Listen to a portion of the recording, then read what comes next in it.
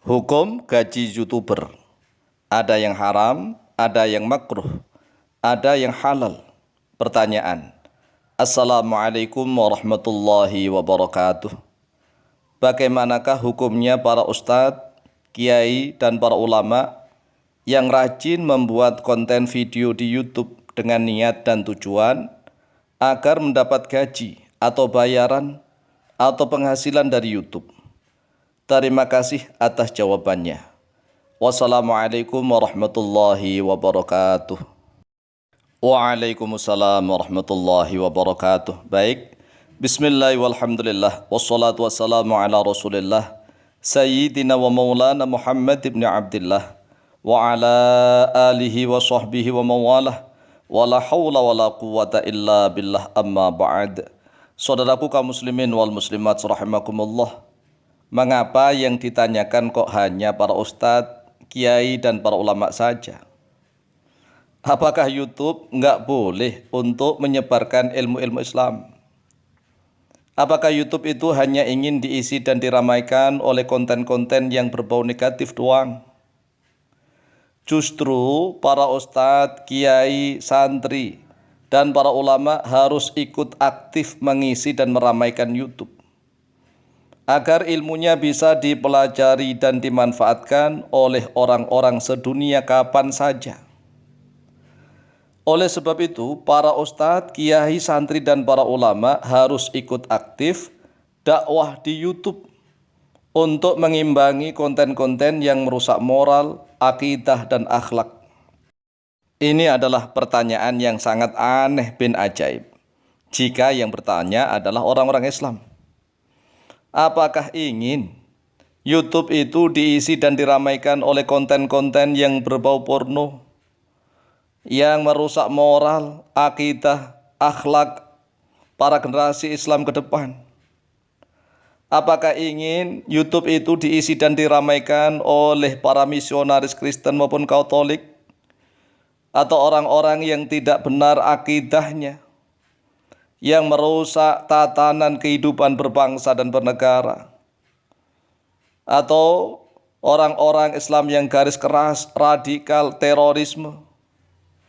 Justru sekali lagi, para kiai, para ustadz, para ulama Ahlus Sunnah wal Jamaah, An-Nahdiyah terutama, harus ikut aktif meramaikan perjagatan dunia per-YouTuban untuk mengimbangi keadaan dunia maya, terutama dunia per-YouTuban. Jadi dunia ini harus seimbang. Ada yang negatif, yang positif harus banyak. Jangan sampai anak-anak keturunan kita, para generasi ke depan dirusak mentalnya oleh para YouTuber yang tidak bertanggung jawab. Mengapa? Karena YouTube itu dibuat oleh 3 orang. Bisa diketik di dalam Google lah. Secara terbuatnya YouTube. 3 orang, 1 orang saja yang Islam, keturunan dari Bangladesh. Tapi ibunya orang Jerman. Kemudian setelah itu YouTube dibeli oleh Google. Lah Google bekerja sama dengan para perusahaan-perusahaan besar. Ingin menawarkan produk, maka harus ada iklan dan ada sponsor di dalam YouTube itu. Kemudian kalau seandainya para kiai, para ulama, para santri tidak mau ikut meramaikan dunia per-YouTuban, bahaya. Mengapa bahaya? Karena YouTube itu penikmatnya, penggunanya, para konsumennya rata-rata para generasi muslim. Generasi muslim di seluruh dunia. Lah kok malah yang ditanyakan seolah-olah ini alergi dengan para ustadz dan kiai, para ulama, ini kan aneh. Aneh pertanyaannya. Adapun masalah niat dan tujuannya para ustadz, kiai, santri, ulama itu hendaklah hanya mengharap ridha Allah, yaitu dengan niat dan tujuan nasrul ilmi, menyebarkan ilmu-ilmu Islam kepada siapapun yang mau mengaji lewat medsos YouTube terutama.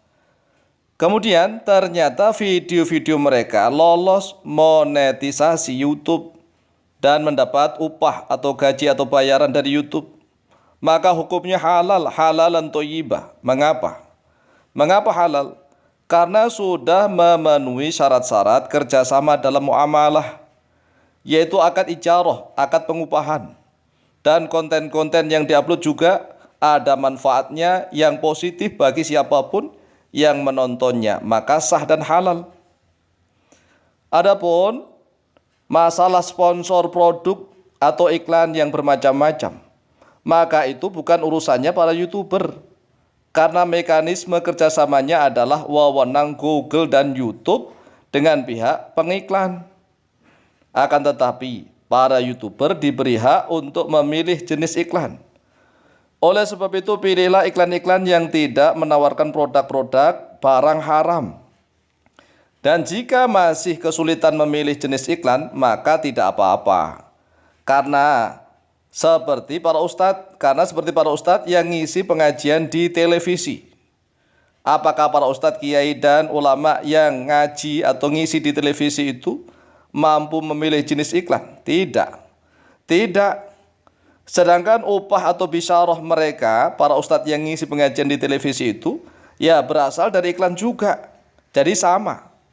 Sama ustadz yang ngisi pengajian di televisi dengan para ustadz yang membuat konten pengajian dan diupload di YouTube itu sama.